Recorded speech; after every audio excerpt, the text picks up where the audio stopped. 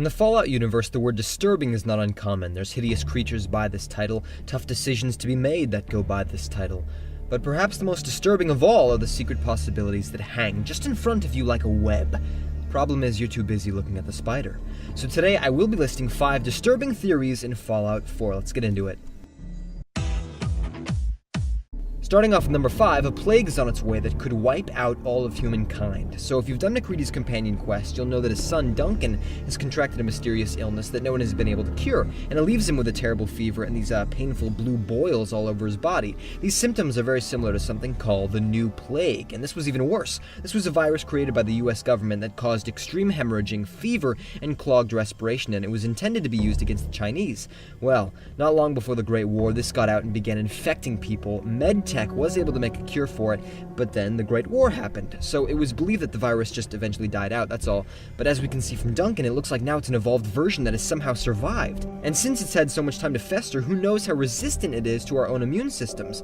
Back to the quest, you do find a supposed cure for it, but 1, how do we know it's going to work? And 2, even if it does, we need to find a way to make more of it. If not, a widespread plague could be well on its way. Number 4, all mannequins in the game are actually synths. Now, I know, it's easy to point to something and say, that's a synth, and just leave it at that, but listen to the argument that has been made about this theory. First, when you get to the Institute, you'll learn that Father has been observing you for some time, so perhaps these mannequins are hooked up to the Institute computers, kind of like cameras. It would explain why they're all over the place, sometimes even in these peculiar positions.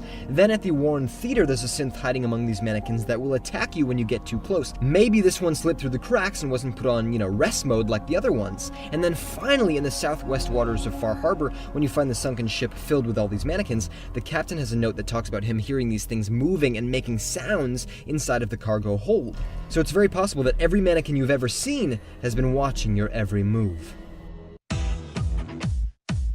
Number 3, Mama Murphy secretly sends you out to kill her own son. So for this one, when you go to the Corvega assembly plant, you're going to run into the Raider gang leader known as Jared, and because he's hostile, you're obviously going to fight and kill him. But what you later learn is this, that Mama Murphy spent time with him when he was a young boy, and she predicted that he would be abducted by Raiders and turned into a monster, so eventually they split. Well, as Jared grew up, he became deeply envious of her abilities to see into the future, and this led him to doing very dangerous things to try and achieve that. Years have passed, and now he's gotten word that an elderly woman is traveling with Preston Garvey, and this leads him to sending out his followers to attack them and try to capture her. And it's very likely that Mama Murphy has seen this coming all along. So when you get tasked with going there to kill all the Raiders, she certainly doesn't stop you, and since she was with him at such a young age, it does seem likely that the two of them could be related. So for years, it's possible that Mama Murphy has known all along that you would be the one to come and put an end to her own son.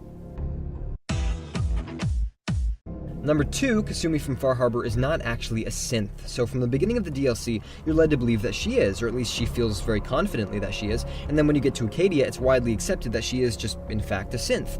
But here's where it gets really disturbing. If you're like me and you sided with the Brotherhood to destroy everyone at Acadia, after you kill her, a synth component cannot be found on her body, but they can be found on all the synths around her. And then to make matters worse, Bethesda doesn't even deny this. When you return to her parents, you have the option of telling them whether you thought she was a synth or not. It's completely up to your own interpretation.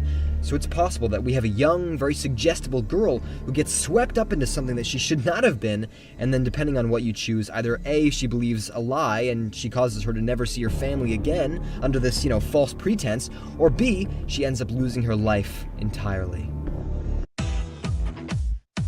And number 1, Preston Garvey is a criminal mastermind. Just think about this. He's in control of various gangs of raiders and gunners that he sends out to always be attacking settlements. All of the loot they can find, well, that's their reward. Then he tells you and the Minutemen to go and save these places, but the thing is, the raiders don't know he's the one ordering that because you are the general of the Minutemen. Why do you think he was so quick to promote you? By doing all of this, he keeps the Commonwealth in this constant state of division, with himself being at the very top on both sides. And then, if you work with the Minutemen at the end of the game, he uses you to get rid of all the other competition for power, right? The Institute and the Brotherhood of Steel, they get destroyed. And he doesn't have to worry about the railroad because they're really not much of a threat. And then at that point, all of their settlements have been secured and are under his protection. He owns them. And this is why, now with the addition of Nuka World, he hates you coming back and raiding settlements, because you're directly compromising the empire that he's worked so hard to build. Preston Garvey could be the main villain in all of Fallout 4. And there you have it, 5 disturbing theories in Fallout 4. If you enjoyed the video, please like, comment, and subscribe. And down below, please tell me, do you have another theory that you would add to this list? Alright, thank you very much for watching, and oh, there's another video of mine that you have not yet watched. Here, let me mark it on your map.